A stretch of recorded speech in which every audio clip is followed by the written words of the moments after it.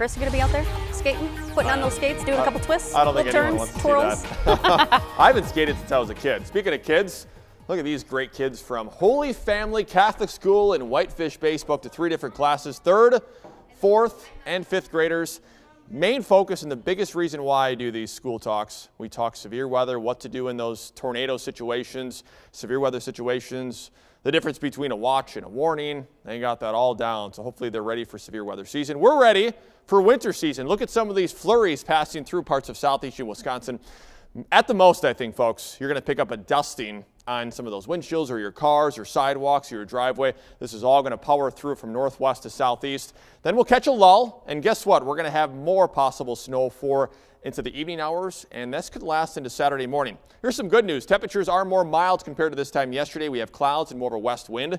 21 Waukesha, 21 West Bend, 21 as well Sheboygan, 25 a pair for Milwaukee and Kenosha. Planning out your day, we have that break in the action for the flurries, and then later this evening, we ramp up the chances for some of that snow with the disturbance passing just to our north and our northeast. Temperature should be in the upper 20s and lower 30s during the day, and then falling behind this cold front temporarily.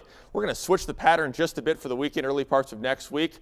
Highs might get close to 40 degrees. First things first, we got to track the snow. The flurries are in and out. Might even break into a little bit of sunshine in parts of the area.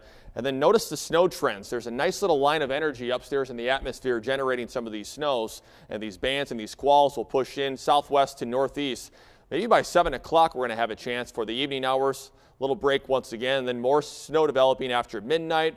Even some moderate pockets of snowfall possible along the lakeshore. And then this all begins to wind down just before lunchtime tomorrow, and then we'll break out. I think we'll thin out the clouds as well. Snowfall potential, it is going to be low. It's not going to be like the last system.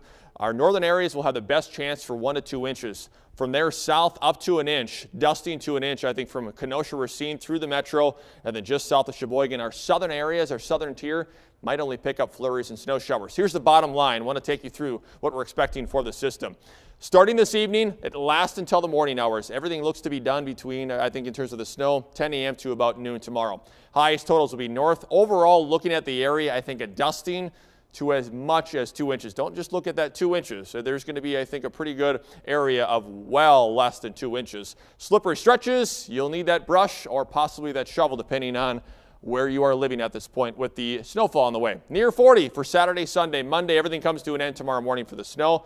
Could be a very small chance of a mix on Sunday. The models are training that storm passing just to our south, but a mix to snow possible for late week. That's next week. And then looking ahead all the way to Christmas, and you can see that latter part of that 10-day forecast, we start to cool off. It could be definitely cold for Christmas. Yeah, it kind of makes it feel like Christmas then.